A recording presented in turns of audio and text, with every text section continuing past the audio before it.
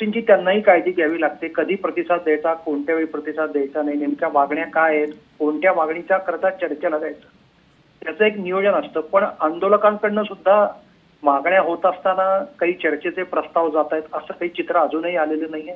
स्वाभाविकच सरकारकडनंही असं काही आलेलं म्हणजे आपल्यालाही दिसत तरी नाहीये की असं काही पडद्यामागे नेमक्या काय हालचाली चालल्यात हे माहीत नाहीये. परंतु त्याच्या पुढचा जो टप्पा आहे की सोनम वांगचुक यांचं जंतर मंतरवर जाण्यानंतर एकूणच आंदोलनाविषयीची जी सगळी 2-3 दिवसातली चर्चा आहे त्यात सीजेपीच्या प्रमुखांवर शाई फेक झाली होती.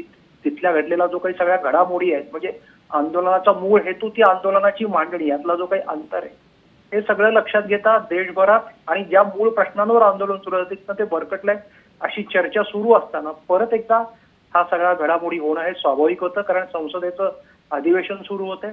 विरोधकही आणि ही नैसर्गिक भूमिका आहे विरोधकांची की अशा प्रकारे जेव्हा सत्तेच्या विरोधात आंदोलनं होतात तेव्हा त्या आंदोलकांना पाठबळ द्यायचं असतं, त्यांच्याबरोबर जाण्याची भूमिका घ्यायची असते. पण परत एकदा हे सगळं होत असताना नेमकं साध्य काय करायचंय आणि तणाव सारखी परिस्थिती निर्माण होणं स्वाभाविक आहे. पण त्याचं पुढचं पाऊल काय असणार म्हणजे त्यातून अराजकता आणि सामाजिक सुरक्षा या गोष्टी धोक्यात येणार का, नेमकं आपल्याला काय पणाला लावायचंय. मला असं वाटतं की आता जो काही दिल्लीतल्या घडामोडी घडतायत त्या सरकारच्या दृष्टीने काळजी घेणं. कारण कसं आहे की संसदेवर यापूर्वी हल्ला झालेला होता आणि अशा प्रकारच्या मोर्चातनं निदर्शनातनं जे करणारे युवक आहेत तरुण आहेत त्यांच्या आडून कोणी गैरफायदा घेऊ नये आणि आणखीन काही अप्रिय घटना घडू नये म्हणून काळजी घ्यावी लागते. ती कदाचित आता काळजी घेतली जाईल असेल. आणि दुसरीकडे तरुणांचा क्रोध आपल्याला दिसतोय, ज्या प्रकारे रस्त्यावर ते उतरतायत, ज्या प्रकारच्या घोषणा आहेत, जी दृश्य आपण आता चॅनलवरनं बघतोय त्यात ते सगळं उघडपणे दिसतंय.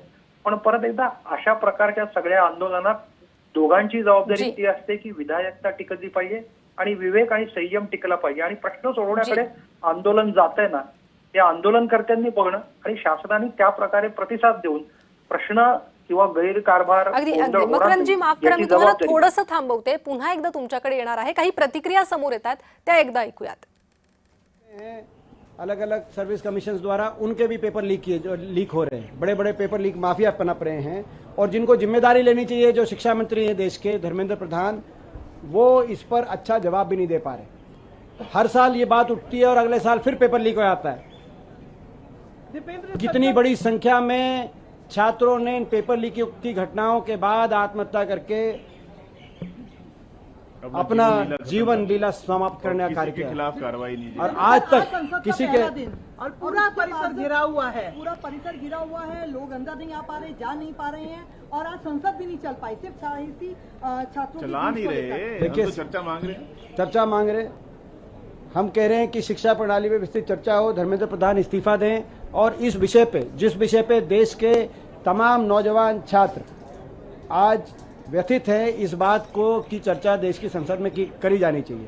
देश के नौजवानों और छात्रों की चिंता की चर्चा अगर देश की संसद में नहीं की जाएगी तो कोई हाउस ऑफ कॉमन्स लंदन में तो की नहीं जाएगी, यहीं होनी चाहिए चर्चा. ये हमारी मांग है. कांग्रेस पार्टी लगातार मांग रही है.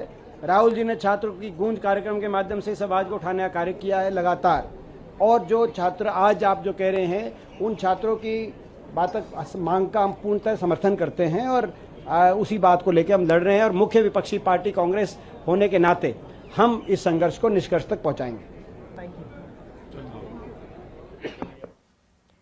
पुन्हा एकदा जाते मकरंद मुळे राजकीय विश्लेषक आपल्यासोबत जोडले गेले आहे. मकरंदजी, तीच मागणी जी आता आपण ऐकली विरोधकांकडून होते, आम्हाला चर्चा हवी आहे, ही मागणी सोनम वांगचुक यांनीही केली आहे. आपल्याला केवळ चर्चेचं आश्वासनही मिळालं तरी आपण उपोषण मागे घेऊ असं त्यांनी म्हटलंय. मात्र ही चर्चा करण्यास नकार का असा प्रश्न उपस्थित होतोय. एक मुद्दा तोच आहे की जे मी आधी सांगत होतो की अशा प्रकारचं मुळात जेव्हा आंदोलन सुरू झालं त्यावेळी जे भाजपचे सत्तारूढ पक्षाचे विरोधक आहेत, लोकशाही इंडी आघाडीचे, त्यांनी एकत्र येऊन आंदोलकांबरोबर सुरुवात करायला पाहिजे होती. हे सगळेजण टप्प्याटप्प्याने आंदोलकांबरोबर उशिरा गेले. त्याच वेळी जर ठोस मागणीचे प्रस्ताव दिले असते तर सरकारला विरोधी पक्षाबरोबर आणि आंदोलकांबरोबर चर्चा करता आली असती. मुळात सरकारही अशी भूमिका घेत असेल की आम्ही प्रस्ताव पाठवतो पण आम्हाला प्रतिसाद देत नाही. सरकारने आतापर्यंत कुठली अधिकृत भूमिका आपली जाहीर केली नसली तरी काही ना काही सरकारमध्ये हालचाली या बाबतीत होत असणार, त्या टप्प्याटप्प्याने आपल्यापर्यंत पोहोचतील. पण मुळात जी नीट परीक्षेचा पेपर फुटणं आणि तो गोंधळ या विरोधात सुरू झालेल्या आंदोलनाने जो वळण घेतलं, त्या वळणामुळेच प्रश्नचिन्ह खरं म्हणजे उपस्थित झाले होते. हा 20 तारखेचा मोर्चा काढायलाच पाहिजे होता का? केलीच पाहिजेत निदर्शनं, रस्त्यावर उतरलं पाहिजे, जाब विचारला पाहिजे. पण हे सगळं करत असताना एकूण आंदोलनाची म्हणून सुद्धा उग्रता तीव्रता असताना एक सभ्यता असते, ती जोपासली जाते की नाही हे आपण बघितलं पाहिजे. म्हणजे सरकार समजा प्रतिसाद देत नाहीये, ते हलगर्जी आहे, ते डोळे झाक करत आहे असं आहे, म्हणून आपण नेमकं काय करायचं, आपली जबाबदारी काय? कारण ह्याच्यात काय आहे की तुम्हाला आंदोलनाकरता जनाधार मिळवावा लागतो, एक विश्वासार्हता तुमची निर्माण करावी लागते आणि ती विश्वासार्हता निर्माण करण्याकरता भूमिकांमधलं सातत्य हे फार महत्वाचं होतं. आणि ते सातत्य खरं म्हणजे एकाच मुद्द्यावर होतं की नीट परीक्षेचा फुटलेला पेपर आणि शिक्षण क्षेत्रातला गोंधळ आणि त्याला नैतिकदृष्ट्या जबाबदार म्हणून शिक्षण मंत्र्यांचा राजीनामा. परंतु हे होताना व्यासपीठावरनं ज्या काही मागण्या, घोषणा, गाणी, कवनं सादर केली गेली त्यातून एकूण जनमानसच विचलित झालं की हे नेमकं काय चाललेलं आहे. त्यामुळे हा मुद्दाही आंदोलकांनी लक्षात घेतला पाहिजे. आणि कुठलंही सरकार नेहमी एक अंदाज देत असतं. सरकारला माहिती आहे की किती पाऊल आंदोलक पुढे टाकू शकतो. शेवटी सरकारकडे काही